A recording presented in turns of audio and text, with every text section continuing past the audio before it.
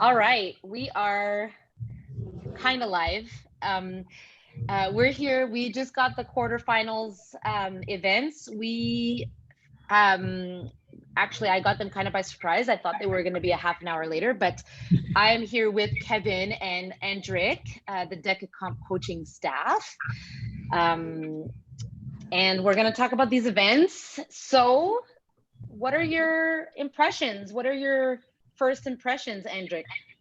Oh, I love the workout. I just love them. Yeah, this is like competition workouts. So this is cool. I like the fact that these are the workouts that are gonna qualify the people for the next stage. Instead of the type of workout that we saw before in the open, like to qualify for the regional, for example, back in the days. But yeah, so I just love the workouts and I think it's gonna be a nice weekend. Yeah, and what stands out What for stands you? out? Yeah. Is there something in this weekend that kind of stands out, like a particular workout that we would see as the being the major challenge of the weekend? I don't I don't know. It's gonna depend because like the rope climb in the GHG can make a difference. Like because I know that not all the athletes work with those type of movements together in the work in their training. But I know that now like a lot do. So I think this one's gonna separate a lot of people. Yeah. Yeah. Kevin, what are your impressions? Um, yeah, the thing that sticks out to me is the definitely the GHD rope climb workout. It's just some athletes I think will be affected by that because it's on day one.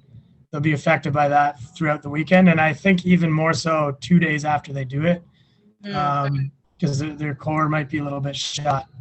But so I think we'll have to be mindful about that. There's nothing you can really do other than cool down well, but that's my one impression that stands out to me. But like Andrick said, it really feels like regionals. So that's kind of nice.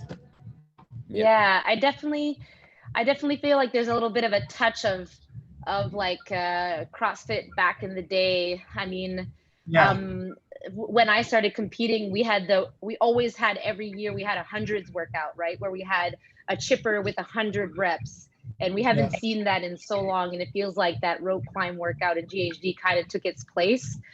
hmm Um, it feels like it has that workout has a flair to it that's like very classic CrossFit, and it's very misleading, right? I agree with you that that workout is really sticks out like a sore thumb. It's on day one. Usually workouts like that we see on day two, and this workout is on day one, or if we can consider it day one. Um, and then we see as like programmers, we see that every single one of those movements are um, high time under tension, and they all solicit the hip flexors in different ways. So and two of those ways are very dynamic, and so I think people are going to be pretty surprised. That said, I don't think there's a an insane. I think that the combination of the GHDs and the pistols are going to be more intense than the combination of the rope climbs and the GHDs.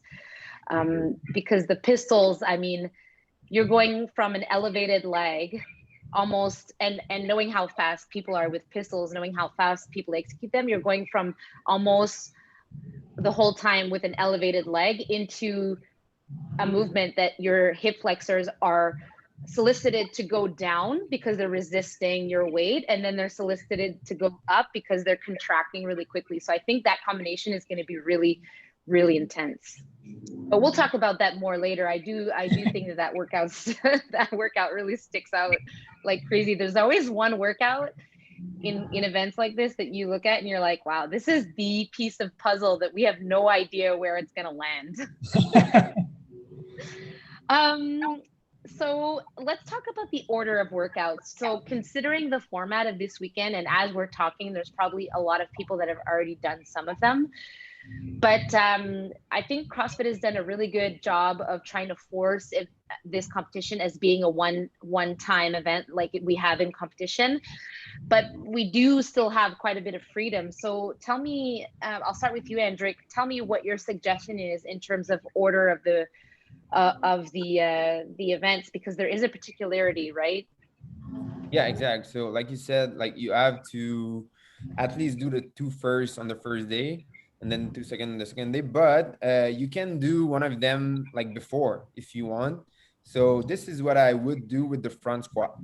I Yeah. would do the front squat first because this is a 4 rep max. So you need to have like your energy to do it, and it's not gonna fatigue your system and your body too much. So I think you should start with that and then do the other workouts. Yeah. Yeah. So that. Oh, sorry. Whoops. Yeah, I definitely agree. Kevin, what are your thoughts on that? Yeah, totally agree. Yeah, because you don't want to do that workout the day after you do all that hip flexion. Yeah, on no the- kidding. No so- kidding. All the core demands. So yeah, I agree with that. And in a regional setting, they wouldn't let us choose. And we would see devastation most likely in those front squats. But luckily for us, we have the opportunity to kind of do them before. And I really do agree that hitting the front squats is hitting the front squats first is a good idea. So yeah, definitely agree with that. I so in that sense, we would see the execution as being event 4 and then 1, 2, 3, and 5. Because obviously I don't think it's a good idea to redo the front squats, but if you redoing is something that I've been asked, like, would you guys redo? It depends Yeah. because like it depends on where do you live. Do you have a full night of sleep before like doing another workout and things like that?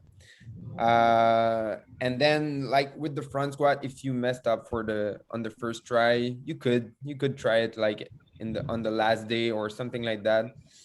There's workouts that you cannot, I think, redo just because it's gonna be too hard on your body, but there's some workout that you could try.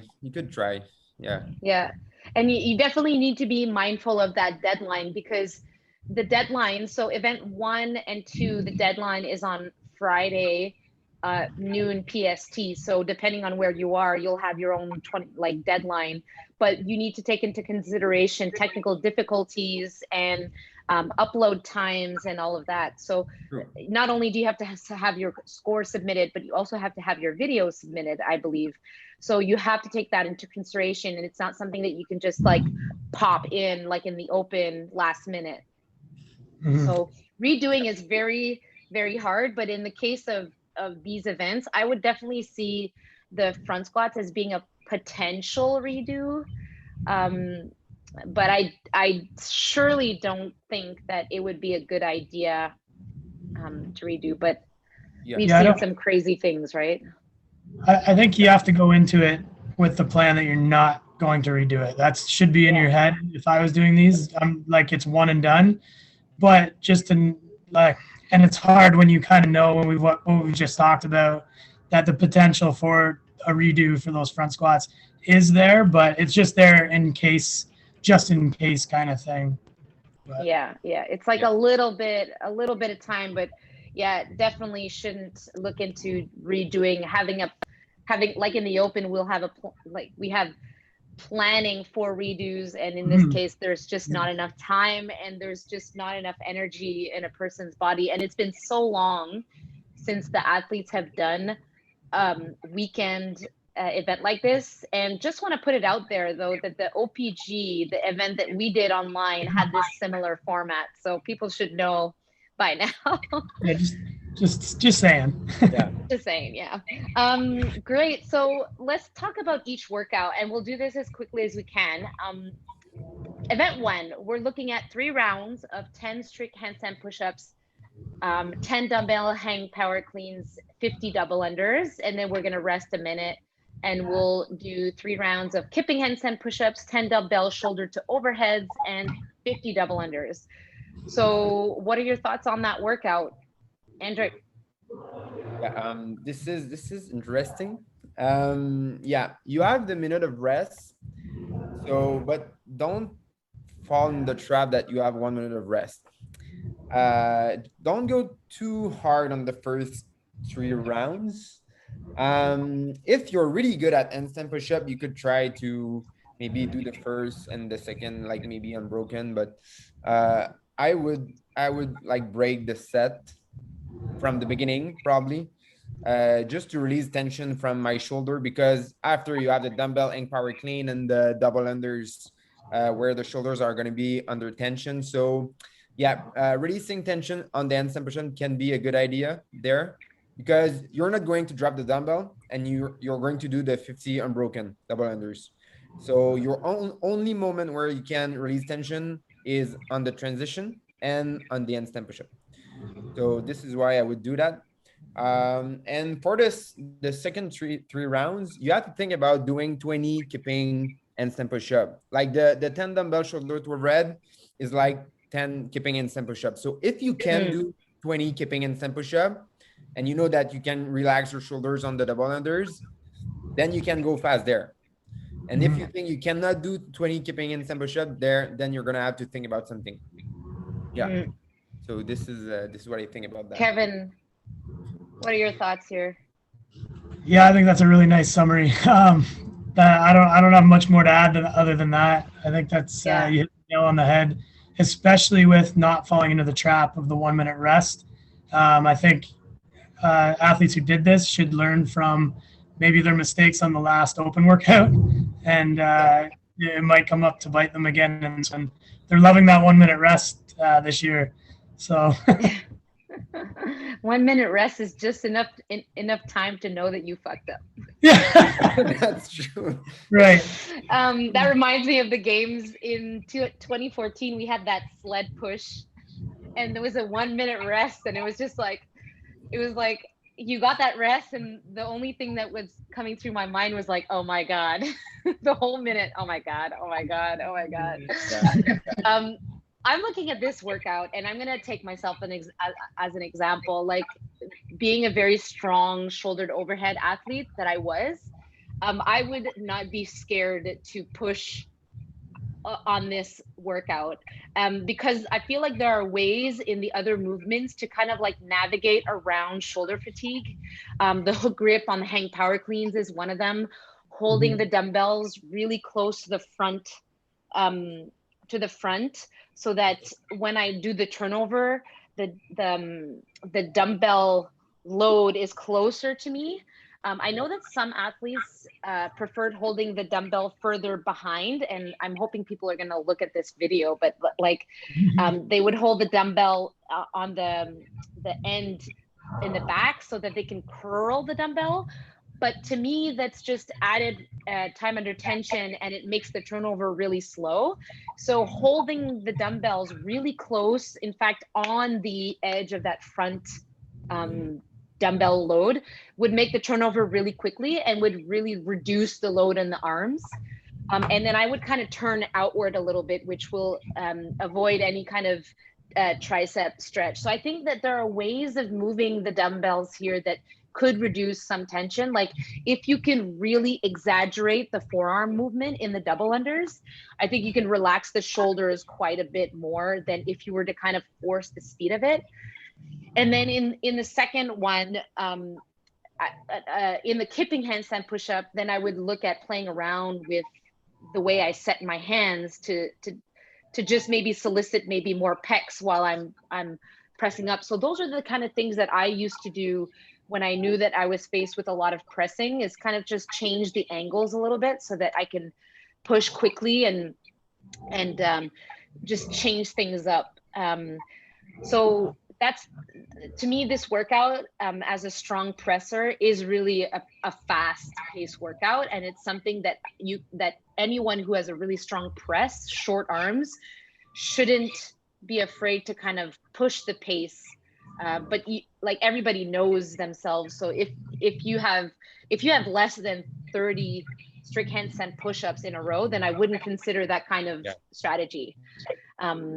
So anyone with like 50 plus handstand push-ups this is in French, the expression is c'est du gâteau. It's like cake. This is like having dessert before dinner, you know, like it's a really nice first event. Yeah, it looks like I really like this event. It's just like total gymnastics, like short person stuff. Yeah, I also don't think people are gonna be too fatigued afterwards. No, I do think that anyone who's looking to do the 2 events in the same day should be looking at least a 2-hour rest. Oh, yeah. If they're kind of stuck, because I know that some people are going to have a job, some people are going to have kids, some people are going to have like, so we would ideally have 2 hours rest in between events, right? Mm-hmm. So we have a pressing workout and some upper body pulling, like with the dumbbell hang cleans. We are going to have some upper back fatigue. And then the event 2, we're looking at rope climbs and GHDs and pistols. So we're going to have some upper back as well, but we're going to transfer a little bit more load to the lower body. So this is the workout of the weekend that everyone's going to be talking about. Yeah. 60 GHD sit-ups, 6 rope climbs, 60 alternating single leg squats, and then 55, 50, 40, 4, 40, and finishing off with 33 and 30. Hendrik, what are your thoughts on this one? I love this workout. Like if you did Decacom in the last months, you were gonna be good. We did a bunch of that. But yeah, it depends on the type of athlete that you are. The GG setups, like make sure you set up the GG like properly for you. I know that a lot of athletes can like put the GG for a long way between the pads and the feet, and then you can reduce the leg, the use of your legs. So this could be a good thing for the pistols if you're not that good at pistols like me. This is what I would do. And then the rope climb, like you said earlier, there's not that much rope climb. So you can like just drop, shake the arms, and then go again, and just do that for all the reps, and you're gonna be fine, I think. This is a workout where you can breathe like well during all the workout. So don't hesitate like to push maybe on the GHD, even if you're out of breath, you're gonna be able to breathe after that. So this is what I think on the pistols and on the rope climbs. Yeah, so I would push on that one. I would push on the G. Don't hesitate to like try the GG setups unbroken or close to unbroken. If you're good at that, I would try to go unbroken on the GG setups. Just maybe hold the breath at the bottom and then just breath slightly at the top and just move. Just keep moving. Don't try to rush them, but just keep moving. Yeah, that's what I would Kevin. do.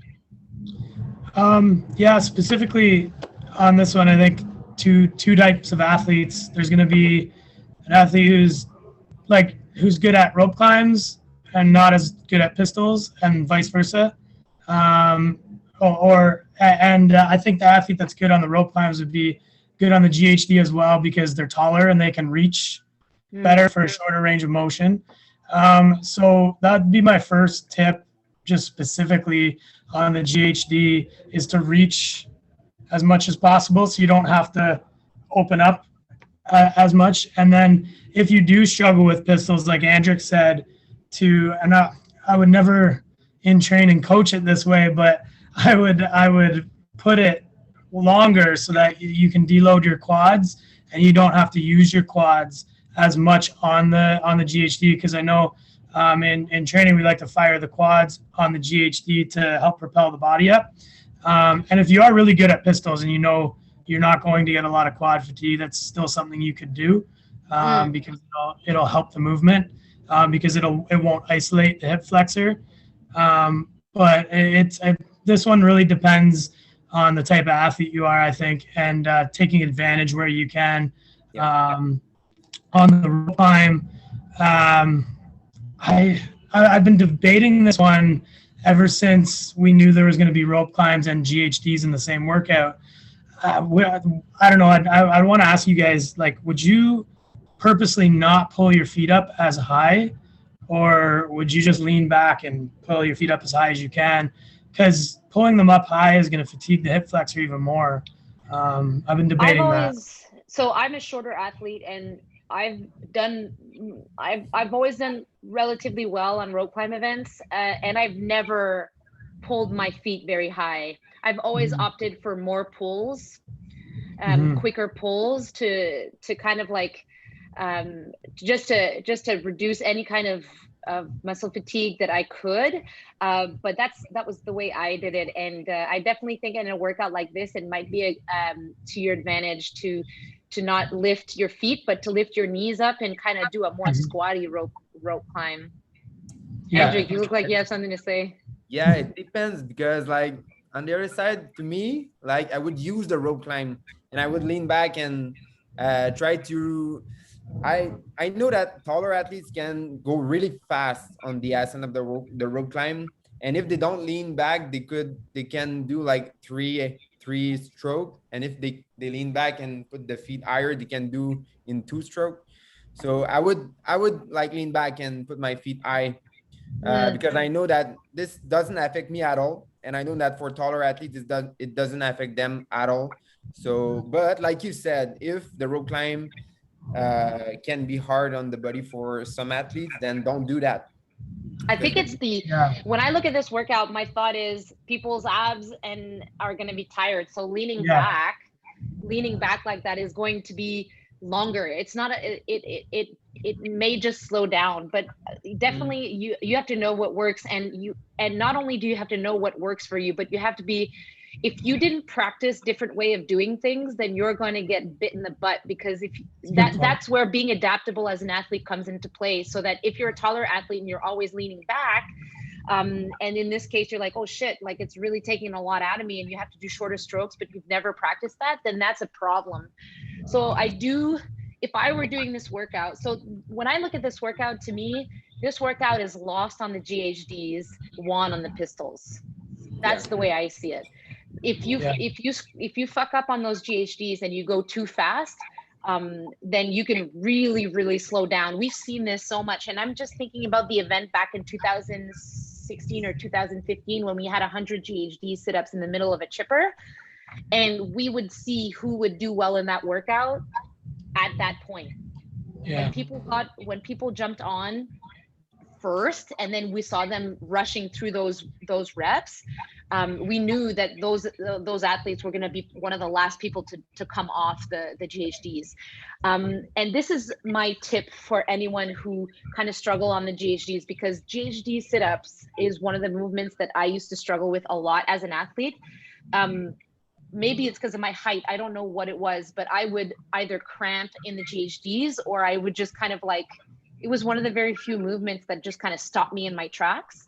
So when I was faced with very high rep GHD workouts like this one, my trick to stay consistent and smooth was to do very small sets with very short rests. So in the case of the hundreds, I was doing 3s and 2s. And I know that sounds really crazy, but I would do 3 quick reps, take a breath, and then do 2 quick reps and take a breath. And when I mean take a breath, I really mean just like for a split second, I would stop moving just to kind of inhale and exhale and then move on.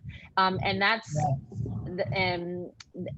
was my way of staying competitive in that movement. And it's not the way to win the movement, but it's the way, if you struggle with the movement, it could be the way to kind of avoid hitting the wall in that movement very early on in the workout. Yeah. It's a really good point. This is a good thing that you just said. But if you do that, you have to have in mind that you need to respect the strategy. You need to respect, of course. Because if you cannot respect like the breathe and then go, then you're gonna lose on the GHD, like you said.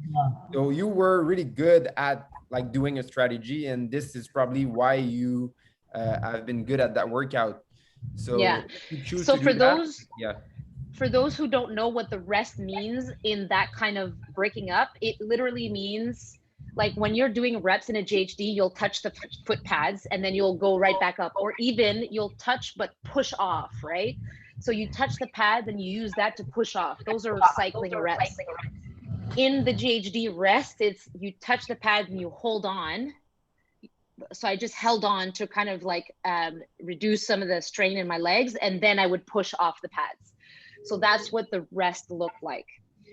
But yeah, you're right. It takes a shit ton of discipline to have a strategy like that, because you'll see people move really quickly. Like in this case, you won't see that. But when you're in competition and you know that you are going to take rest every 3 or 2 reps, in this case, I would do sets of 3 or even 6 for the first one, just because you're fresh, and then I move on to 3.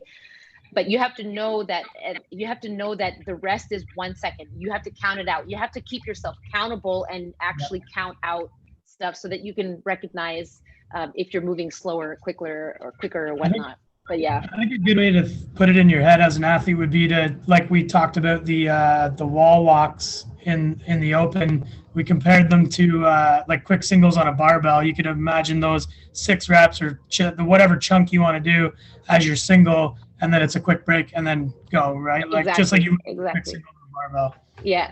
And I think that there's a lot of movements in modern CrossFit, like in today's CrossFit, that people don't even think about breaking up.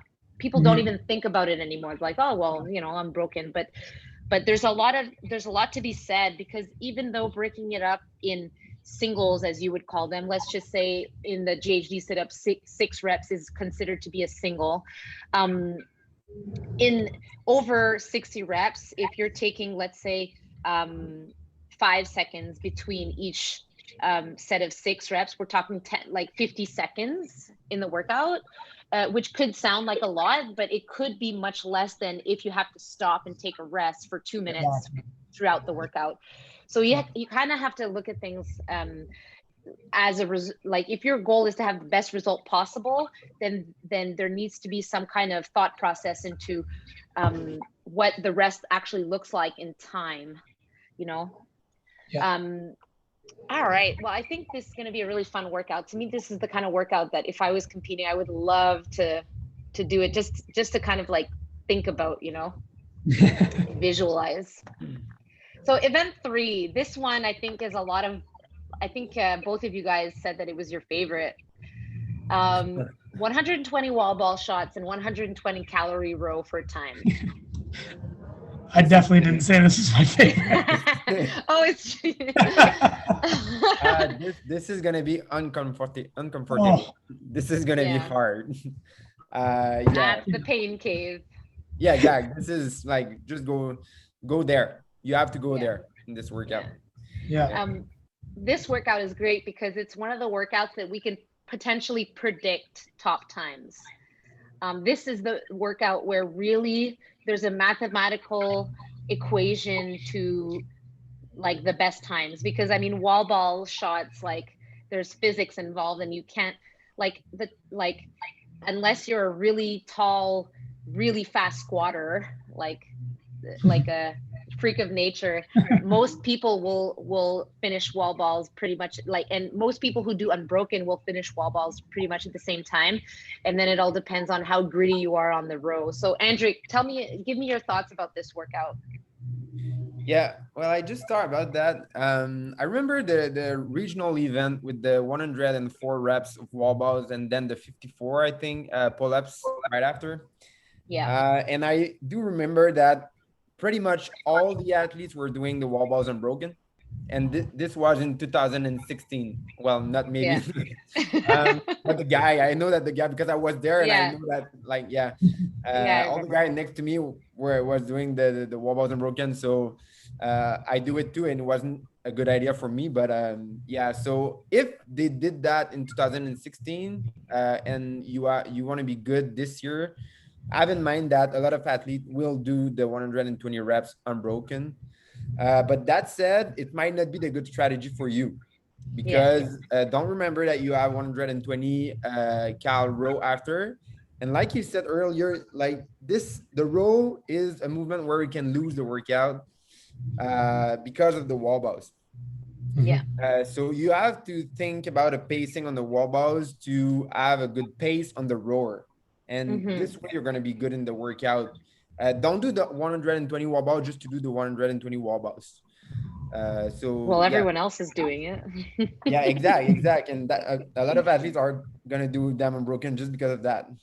Yeah, And yeah. then they're gonna screw up on the rower. But so yeah, have in mind that you want to keep a good pace on the rower. Mm, yeah. Kevin. Oh, we Can lost you, Kevin. Oh no, you we guys have hear me? Kevin. So sorry, you guys are frozen on my screen. You too. Can you hear me? Yeah. Yeah, we can hear you. Okay. Yeah.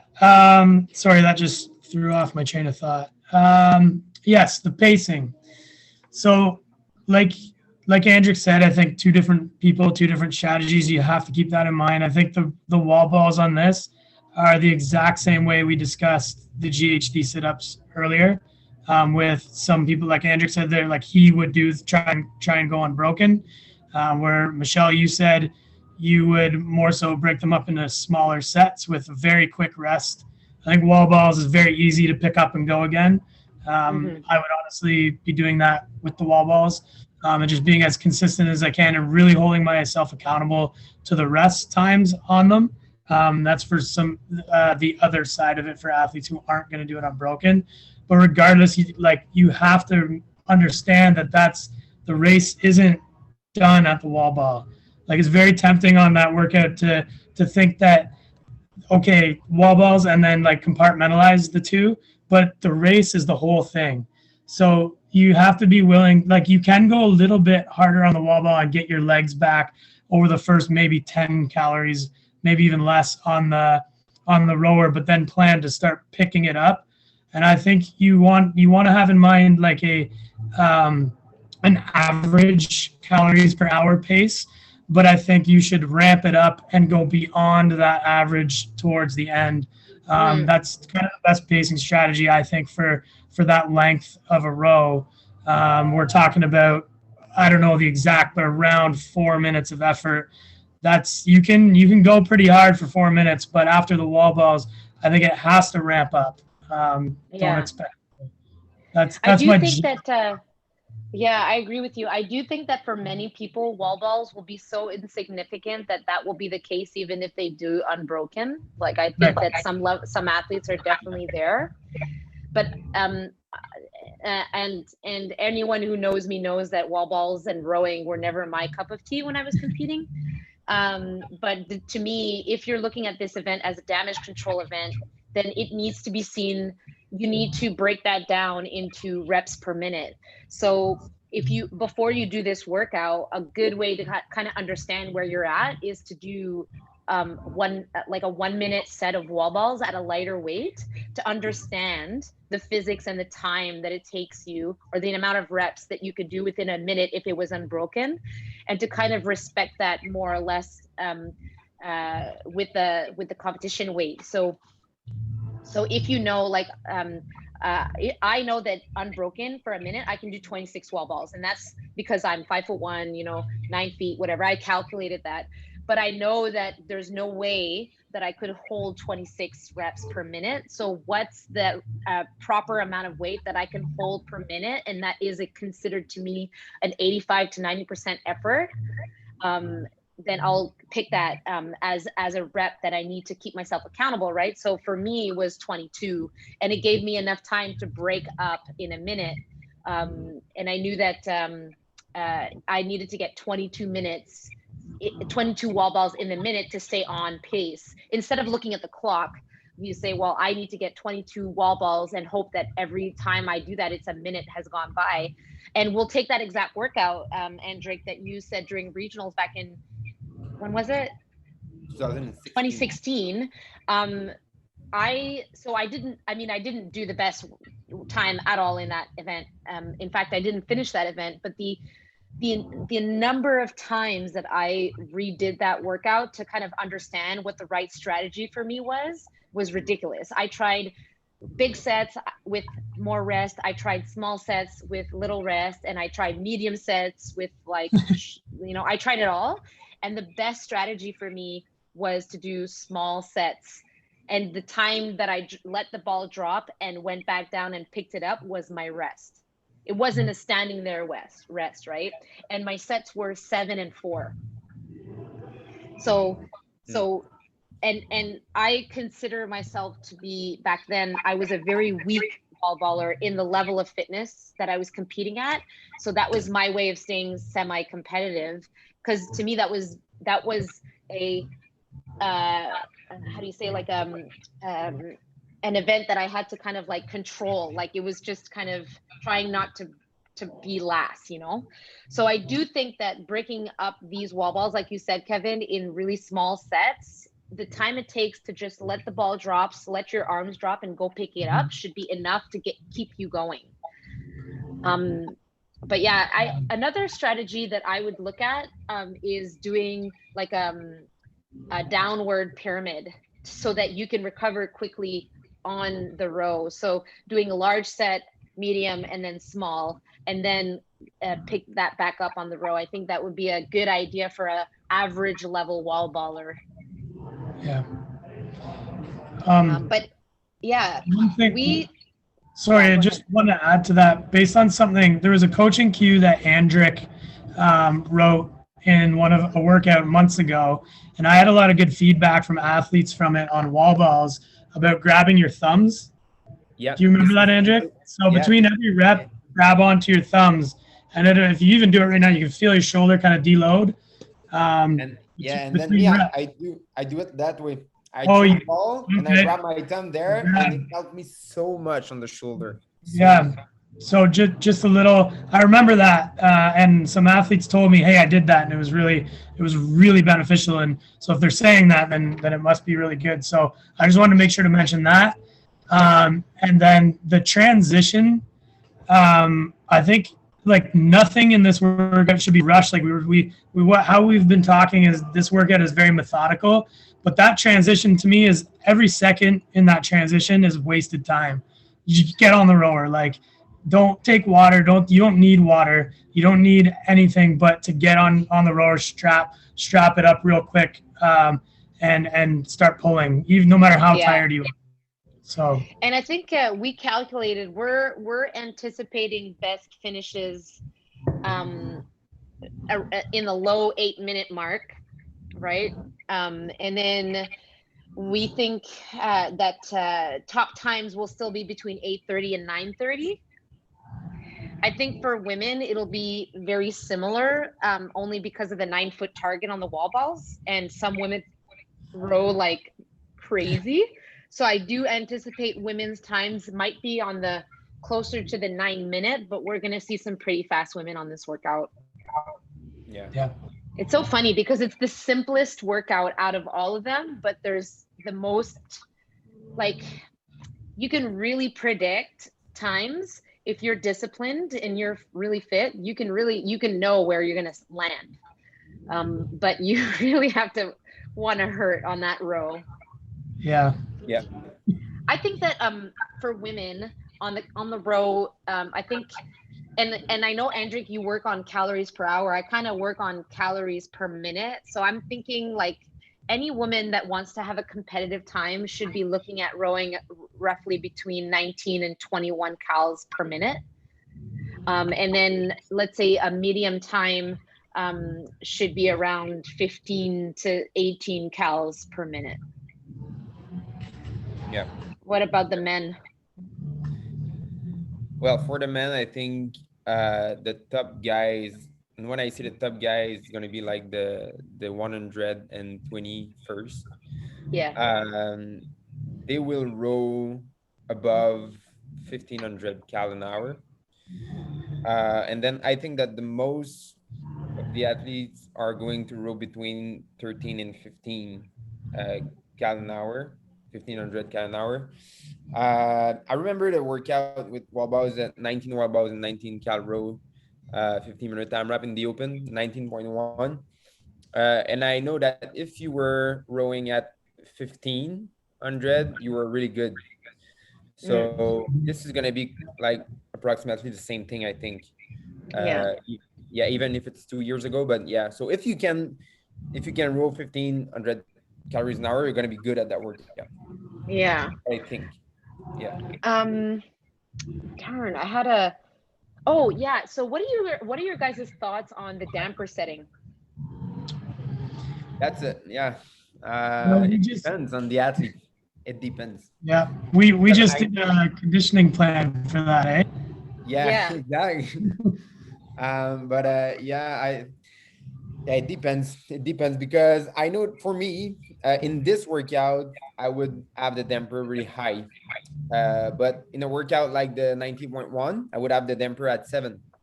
So it That's depends really on high. well, yeah, but for this workout, I would put it at 9 or 10. Oh, Yeah, yeah, just because I have a strong pull and I can reduce my heart rate. This is why.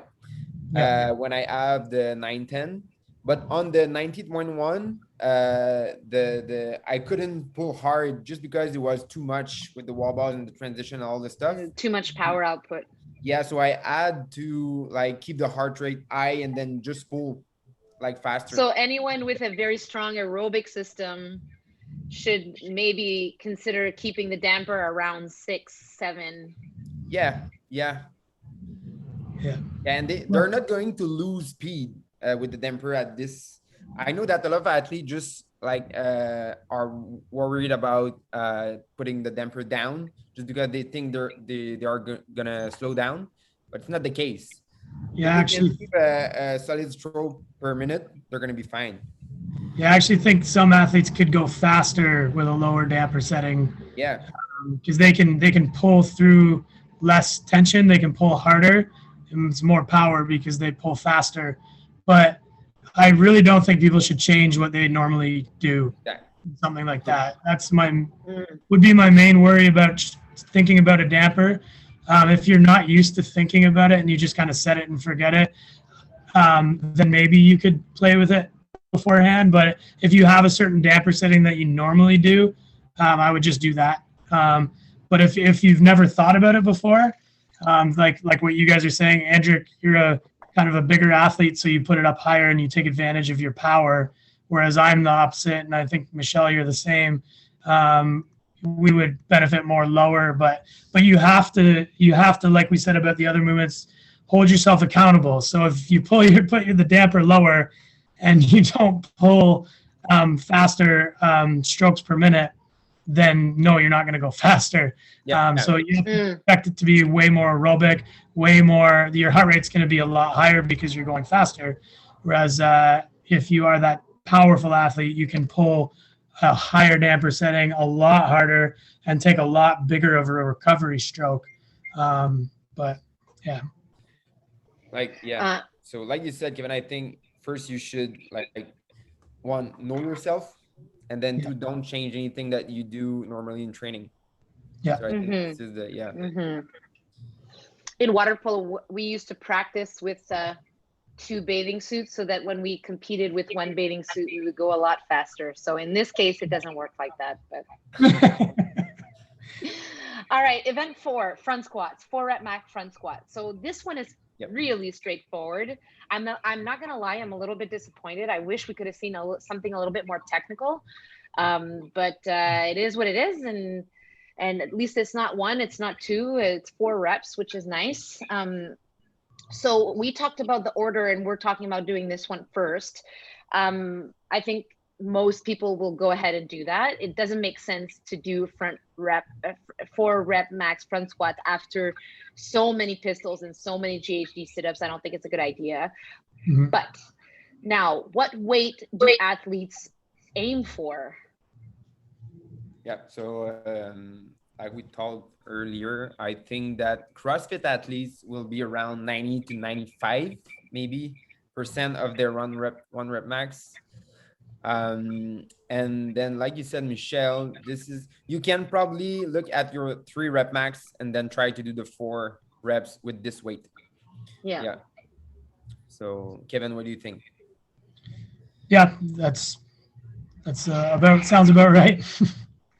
Yeah, I do think that like we were talking about percentage, and like we can talk about this for ages, because we know that Olympic lifters 4 rep max is going to be quite far off their 1 rep max. But to be honest, like or CrossFit athletes, those numbers are very close. Those numbers are very close. So I really think that that we can consider even being above 90% of the 1 rep max for the 4 rep. I think people would be quite surprised, and I think that considering the amount of time that athletes have to ramp up, I think people can really push here, and I think we're going to see lots of PRs, 4 rep max PR. Yeah. And I think there's one thing I want to say about that. Don't try to warm up yourself like differently that when you do in training. This is going to be the worst thing. Just do the exact same thing that you do usually in your training. You did squat before, like do the same thing, you're going to be fine. It's going to be okay. Don't try to do something else or fancy or whatever. Just do the same. It's a really good point. Yeah. I find with weightlifting events, in whatever it is, people will over warm up and they'll overdo it. And it's a really good point. Yeah. And just jack up the music and lift. Mm-hmm. Try and get that environment going. So then we'll just kind of move on to the next event, because four rep max front squat, there's not much strategy to it. One thing though that I want to talk about, because I always see this with lifts, is, and I see this a lot with male athletes, and I don't want to insult anybody here, but so you have to understand, when people are jumping in load, a lot of times CrossFitters they don't understand percentages and numbers very well. So one of the things that's really important is that when you're lifting up to a max load, you have to understand what the jump is in percentage. So if you're lifting, and let's say you have 315 on the bar and you're doing 4 reps at 315, and you were really surprised at how well that went. It's like almost a PR. You have to evaluate, if I add on 20 pounds, so 10 pounds on each side, which is a huge jump. Okay, like if it was 75% of your 1 rep max, 20 pounds is not. But if you're lifting 315, which represents 90%, and you're like, wow, that went up really quickly, and you add on 20 pounds, that's basically adding, like, let's say 10 or 20%. So you're lifting at 120% or 110%, whatever that number is. The point is that when lifts feel really good, anywhere close to within 10% of your 100% lift, then you should be recognizing that just because it felt really good and oh wow, I can lift 20 pounds more, I think you're doing yourself a disservice. So at that high percentage, you should be taking smaller jumps. Even if it felt like $1 million, I definitely think that you should be taking smaller jumps. So if you're lifting above 90% of what you were expecting, then small jumps are key, because 320 is better than 315. And if you try and jump from 315 to 335 and you end up with 315, I think that you lost in that situation. So that's one thing that I think people really need to understand. Does that make sense? I agree. Yep. Yeah. You made me think of something too. I think this is obvious, but I think we should say it. Like, I don't think you should build up with 4s. I think you should build up with 1, maybe 2, and you should have a plan of something that you want to hit. Yeah. And hit it for 4. And maybe if you hit it for 1 and it feels like, no, I can do more, then just do that 1 and then go up, like Michelle said, a little bit. But I think we need to say that, because, I think of course it makes sense. Yeah, you're right. So you have a number, and if you don't know what your 4 rep max is, use your 3 rep max. And if you don't know what your 3 rep max, use your 1 rep max, and use, I think it's 90%, you said, Andrick, of your 1 rep max. Like, yeah, for CrossFitters, it's like they're so good, like under the max. Yeah, it's gonna be between 90 to 95 for the CrossFitters, I think, in the quarterfinals. So that'll give you a number to reach for, and then you'll ramp up in sets of 2s and 1s up till that number, and you do your first shot at that number, and then you make a judgment call. But understand that when you're hitting anywhere within the 10% range of anything above 90% basically should be increased by no more than 2 or 3% to add on to it. And And people always forget 1% is still better, right? So the goal of this competition is setting your best foot forward. And that's counted in pounds, and like 1 pound. Like I missed the podium in 2014 by 6 pounds. Because if I had lifted like, no, it wasn't 6 pounds, it was like 4 pounds. If I had lifted 4 pounds, I would have been on the podium. And that's the difference. So every pound counts, or every kilo counts. All right, let's move on to the last event, event 5. And I really like this event because it's heavy snatches and it's high box jumps. So training wise, I mean, this workout to me is gold because it's super high power output. So yeah, and one thing to note in this workout, 963 snatches at 185 for the men and 135 for the women. Let me just double check and make sure. Yeah. 135 for the women, and they both have 30-inch box jumps. So for a long time, we've always said that the women's weights were completely off. They were always too light compared to the men's weights.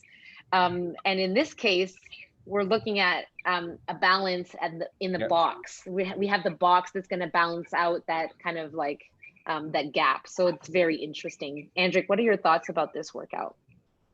There will be so much difference between like all athletes in this workout. If you're in the top, like we say 200, this is going to be a super fast workout, super fast. But then I think that there will be a lane, and then all the other athletes will be so much slower because of the snatch. So yeah, it depends where you are and where you think you are. But yeah, it's gonna be fast. It's gonna be fast. I don't agree. overpace this workout. Yeah, it's gonna it's be. It's a 7-minute time cap. Yeah, you have to go hard on that one. You just have to. Yeah. This is a sprint. Yeah. It's fun. Oh yeah. Yeah.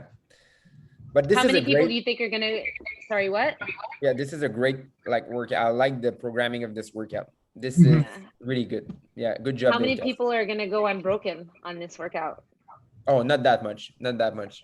Like only a few people, I think. And even if you go unbroken, doesn't mean that you're gonna be faster. But still, yeah. Maybe the top 20 will go unbroken on that workout, and sort of will break. But yeah, it's gonna be fast. I definitely think that this workout, you have to be mindful of the plates that you have on your bar. I mean, at the men's weights, it's not that big a deal because when you have 2 plates, it doesn't bounce as much. Oh yeah, yeah.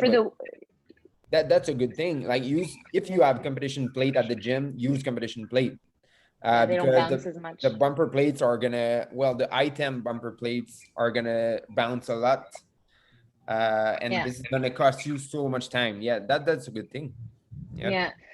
I for the women with the 45-pound plates alone, I definitely think that if you have any kind of plates that bounce a lot, it should be avoided as much as possible. And especially if you're planning on doing singles, it's not like you're going to do burpees over them and then hit your shins, but it does take time to settle the bar. And in a workout like this, if you're looking to make it to the next step, every second counts, right? So being mindful of what kind of plates you're using is important. Yeah. Little details, guys, little details. Yeah, not much to say about this one. I do agree. Kevin, what are your thoughts? Yeah, I think it's just every second counts. It's a good point. And like just what Andrick said, know yourself and what you want to do. And I think it's know if you do want to do it unbroken. Like you might be capable of doing it unbroken, but might not be the best thing. Maybe quick singles, maybe threes, but just know yourself and attack it. Yeah. Do the best you can. It's a fun one. I think if you're a top level athlete, I do think that you'll have to sacrifice a little bit and do some touch and goes. Doubles are better than singles. Triples are better than doubles. It just all depends on what you can hold. But I do think that this is the kind of workout that you can actually take risk in the first round and not find yourself struggling too much, like for example in that GHD rope climb workout. So and if you I mean, we compared this workout kind of to the workout at regionals in 2018, I believe, with the snatches and the burpees, but I do think this workout is a little bit more forgiving for those who really go out quick. Just the volume of reps is lower, I mean, it's like so encouraging when if you feel like you went out too hot on the 9s and you know that you only have 6, like there's you got to be really weak mentally to kind of give up on that. So I do think that this workout could be very forgiving for those who come out really strong. And I don't see a problem with doing a set of, for example, 6 in the first round of 9 and then doing 3 singles. And I think just that will get you 1 rep ahead of the next person if you're part of that top level athletes and you're really strong, and then kind of like trying out 2 in the set of 6 and then in the set of 3, then I think if you don't even at least have the intent to try doing 3 touch and go in the last one, I think you're doing yourself a disservice. I think this one is really, you have to be gutsy. Yeah. I do have something to say, but I just remember, I don't know if you remember, Kevin, we did a max rep at 185 and 125 for the women, maybe 2 months ago. We did like the week before a max power clean at 225 and 155, and the week after a max power snatch at 185 and 125 for the women. And I remember that a lot of athletes did like 10 to 12 reps. So if you did that in the CACAM program, then just remember that you can do a lot of reps at this weight. So you're able to rep the bar. Yeah. And when you look at all the workouts, there's not that much pulling in throughout the weekend. So I do think that the core is going to be extremely fatigued. Like I do think the CNS and the core is going to be fatigued, but I don't think that the back is going to be like I remember doing regionals events where at the end of the weekend I can barely kind of like sit up straight, you know. So I do think that in this workout, the amount of volume that's done before, I think you can really afford to go fast. So popular.